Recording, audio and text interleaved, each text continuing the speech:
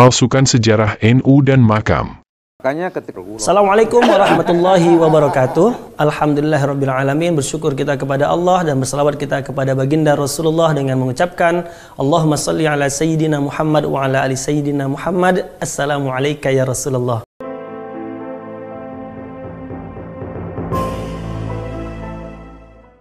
Video kali ini kita awali dengan Ketua Tanfidziyah MWC NU Rejo Tangan Tulungagung, Kiai Drs Haji Hardiono Iksan, MAG, mencopot foto Habib Lutfi sebagai bentuk protes atas pemalsuan sejarah yang dilakukan anggota One Team Press tersebut. Ini ada seorang Muhibbin Habib Lutfi, beliaunya adalah kebetulan Ketua MWC NU Rejo Tangan Kabupaten Tulungagung, Kiai Drs Haji Hardiono Iksan, MAG, memasang foto Habib Lutfi bersama para masyaikh Nahdlatul Ulama, karena sekarang diketahui bahwa Habib Lutfi adalah seorang yang bisa dikatakan sebagai pemalsu sejarah bangsa, pemalsu sejarah NU, pemalsu makam, maka beliau-beliau ini dengan senang hati mencopot gambar foto dari Habib Lutfi. Kiai Hardiono Iksan menyatakan keluar dari Muhibbin Habib Lutfi karena kelakuan Rois Am Jatman yang membelokkan sejarah berdirinya NU. Bagaimana beliau-beliau ini mencopot dan menghilangkan Habib Lutfi di bawah para masyaikh Nahdlatul Ulama. Buku pelajaran Ahlus Sunnah wal Jamaah KNU-an jilid pertama untuk kelas 2 yang diterbitkan oleh RMI PCNU Kabupaten Tegal, yang juga beredar di lingkungan Satuan-Satuan Pendidikan Ma'arif NU menyatakan bahwa salah satu pendiri NU adalah kakek dari Habib Lutfi bin Yahya Pekalongan, yaitu Habib Hashim bin Yahya. Berikut penjelasan Kiai Khalwani mengenai hal ini. Habib Lutfi dicopot dari Rois Am Jatman.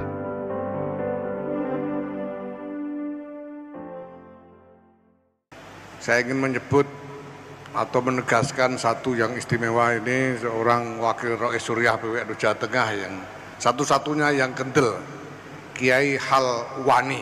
Ya, semoga semakin wani beliau. Jadi perintah saya yang kedua, Gus Abdul Ghaffar Rozin harus segera daftar kursus bahasa Inggris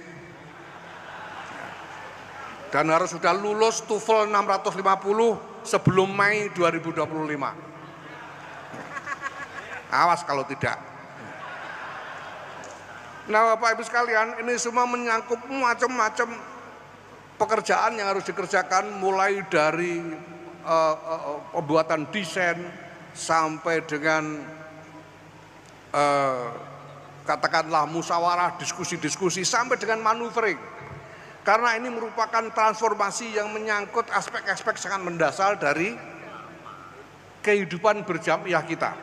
Mulai dari mindset, cara berpikir kita semua, cara kerja kita, kebiasaan-kebiasaan kita, sampai dengan pola hubungan kita dengan berbagai pihak. Maka sejak awal saya sudah menyadari bahwa agenda-agenda besar ini akan membawa konsekuensi-konsekuensi, termasuk kontroversi-kontroversi, bahkan konflik-konflik, karena kita memperkenalkan hal-hal yang baru dalam soal ini. Ya. Dan saya memang sudah saya tekati, saya sudah sejak awal pamit kepada Kiai Mustafa Bisri, lek kulo pamit ajeng dablek gangsal tahun saya. Karena saya tahu pasti hal ini akan menimbulkan macam-macam konsekuensi yang mungkin buat banyak orang menggelisahkan. Apalagi di tengah-tengah konstelasi sekarang dengan berbagai macam kepentingan terhadap NU, berbagai pihak juga membuat manuvernya sendiri-sendiri. Ya. Ada yang terang-terangan kepingin nyaplok NU, atau kemarin sudah nyaplok mau kita hingga tidak mau, gitu misalnya. Itu ada yang begitu itu. Ya. Ada yang membangun macam-macam instrumen dan lain sebagainya. Ya. Nah, ini semua harus kita hadapi. Karena kita membangun visi supaya keseluruhan komponen NU ini, ya, mulai dari struktur NU-nya, banom-banomnya, pesantren-pesantrennya, madrasah-madrasahnya, komunitasnya ini supaya menjadi ekosistem yang koheren, menjadi satu dunia yang mutamasik tadi itu, yang satu sama lain tersambung.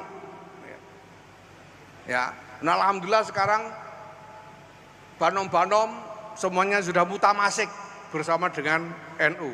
Muslimat, Ansor, Fatayat, Ibnu, PPNU, yang lain-lain seperti kita punya 14 banom itu, alhamdulillah semua, hampir semua sudah mutamasik dengan NU. Ya. Ada yang belum, itu nanti kita minta bantuan Kiai Khalwani untuk membangun koherensinya ini. Nah, kita inginkan supaya ke depan nanti NU bisa bergerak sebagai satu kesatuan betul, sebagaimana yang secara sangat eksplisit ditegaskan oleh Hadratus Syekh Muhammad Hasyim Asy'ari di dalam Khotimah Qanun Asasinya. Nah, tapi dalam proses itu saya maklumi ketika kemudian ada kontroversi, ada pertentangan macam-macam, karena warga ini juga isinya macam-macam. Tapi saya tidak berkecil hati, orang NU itu bisa berbeda sampai begitu keras, tapi tidak akan lepas NU-nya sampai kapanpun. Asal tidak ketemenan, asal tidak keterusan, maka boleh kita ini saling berbeda, ya, tapi jangan keterusan. Jangan memperturutkan impuls atau nafsu untuk saling mencaci maki. Ya. Kalau sampean kepengen mencaci maki siapapun, lebih baik sampean arahkan ke saya aja udah. Itu yang pro Ba'alwi mau nyaci maki, yang anti caci maki saya saja. Yang anti Ba'alwi mau nyaci maki, yang pro Ba'alwi saya aja caci maki sudah.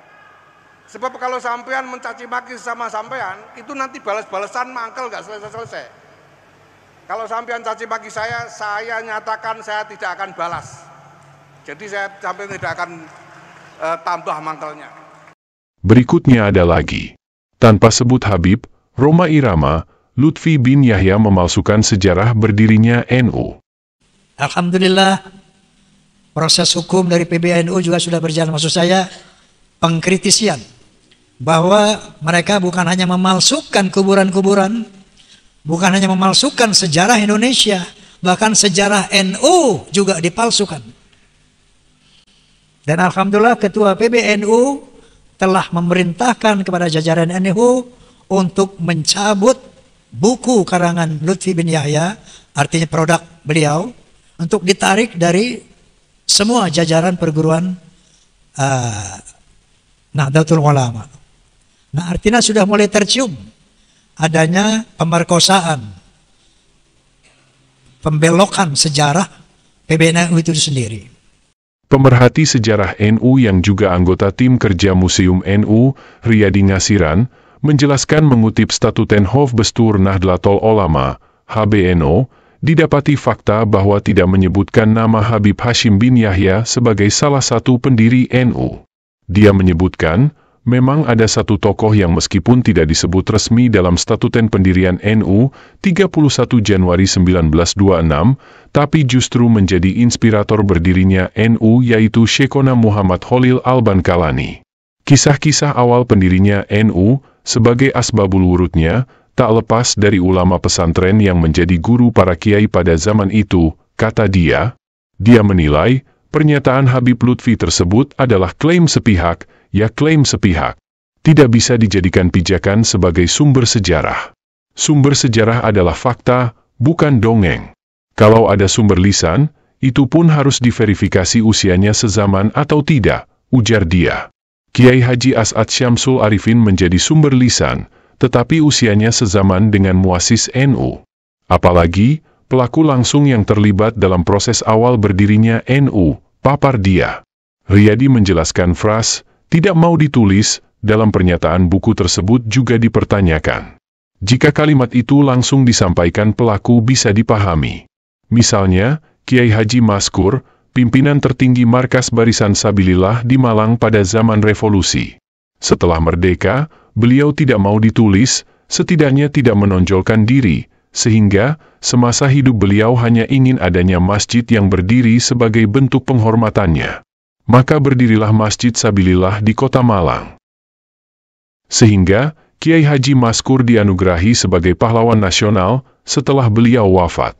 Riyadi menekankan, tetapi di luar itu, seperti yang sering disebutkan Habib Lutfi bin Yahya, bahwa kakeknya berperan atas berdirinya NU, perlu dikaji lebih dalam dengan bukti-bukti primer. Misalnya, apakah ada nama tersebut pada dokumen rapat, berita surat kabar sezaman, dan risalah atau memoar tokoh sezaman. Bila semua sumber, baik primer maupun sekunder, tidak ada, bisa dikatakan bahwa hal itu belum bisa dikategorikan sebagai kebenaran sejarah, ujar dia.